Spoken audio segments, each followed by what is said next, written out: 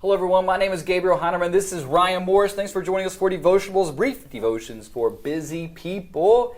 And today I've been thinking about family discipleship, so I brought in our family pastor, Ryan Morris. He came on staff here in 2018. Now he is currently serving as our family pastor. So if you're a family member here, you have a family here at Ninth and Nome, this is your guy right here. So we're thinking about family discipleship.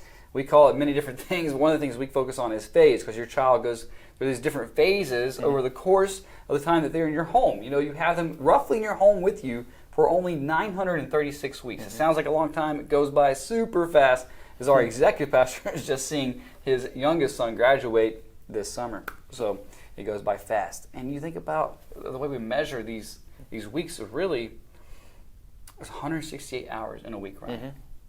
But too often times I've seen where people maybe give the church an hour of that time a week.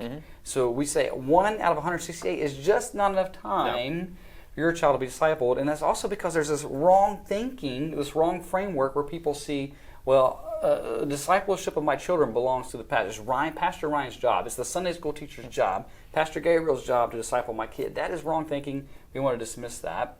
And so that's what we're trying to do here at Ninth and Nome, help you understand that you are the primary discipler in your child's life. And we want to come alongside you. We want to give you resources, prayer, right? We do Sunday school. We do Wednesday nights, starting back August 25th, by the way, for your kids to be discipled and equipped. But you have to take the onus, just as you would. You think, man, I want my kid to do well in school. I want my kid to do well in these extracurricular activities. You do the extra things there.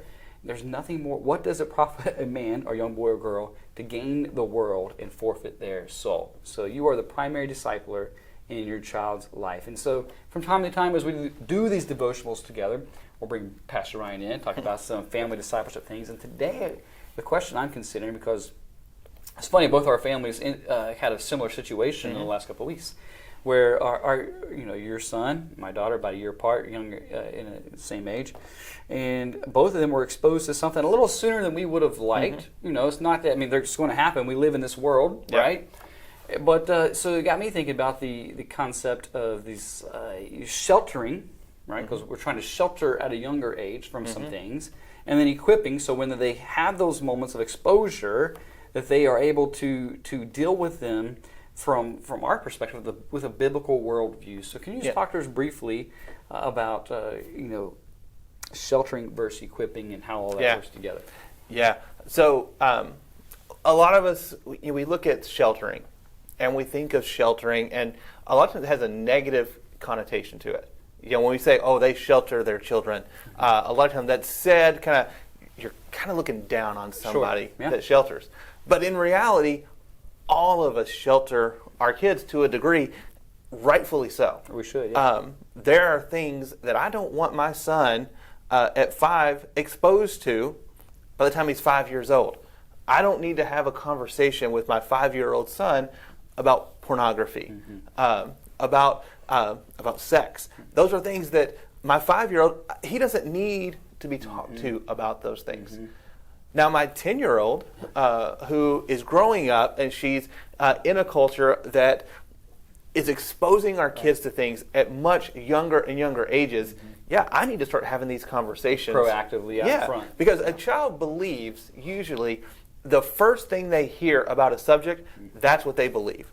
So when you're talking of issues of sex, or homosexuality, or transgenderism, the first thing that child hears about that topic is usually a belief that they carry throughout the rest of their childhood. So if their friends start talking to them about sex before I start talking to them about sex, then they're probably going to believe what their friend has said to a degree.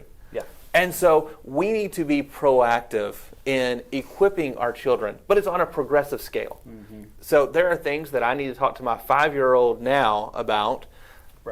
And then there are more things I need to talk as they go older. We talk different phases. Yeah, we talk phase ministry. So, and this is why we have classes. We call them phase classes. So we have a parent-child dedication. We're trying to tell you what you need to do to disciple your child and evangelize your child in that first phase. And then there's more phase where it changes. The reason we do classes is because it changes.